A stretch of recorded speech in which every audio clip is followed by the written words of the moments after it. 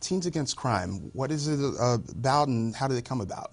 Well, Teens Against Crime came about in 1995 when, again, there was so much violence and destructive outlets in the community, and the role models wasn't there as much.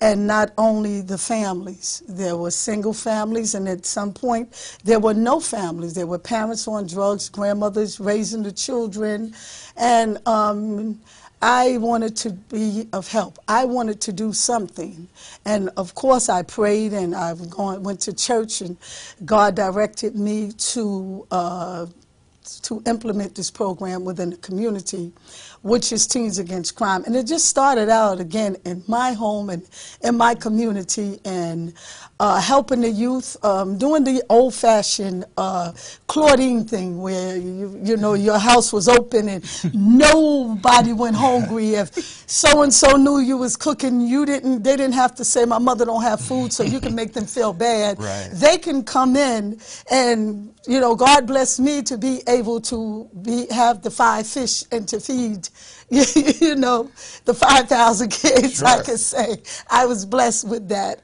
Sometimes I didn't know where it was coming from, and I didn't care, but it kept coming.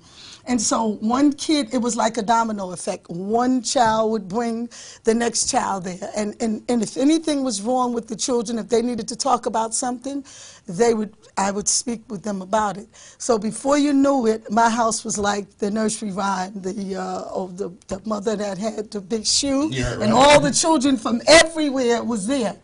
But out of that, we did have one youth that made it to the Olympics for fencing. Her name is Kamara James. Okay. You can look her up on the internet. We have one that's a police officer. We have one that just graduated college, and it goes on. And the blessing of it is these youth came back to me to help to outreach the other youth. And that's what we're doing now. So the youth that you see singing the songs, and they all came from my program, and she's pretty new. But somebody brought her to me because she had problems, and they said, you could talk to Miss Simmons, but this is my ministry. And I love doing this, and it's not a job. Professionally, I'm a social worker.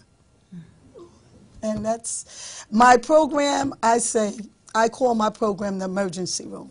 Mm-hmm. And one of the reasons is because we have all kinds of problems, people with different problems. But one of the main reasons is that I want to work with all programs. An emergency room, when you walk in with a problem, sometimes they have to refer you to a different department. So that's why my program is the emergency room. All right. And that's what we do.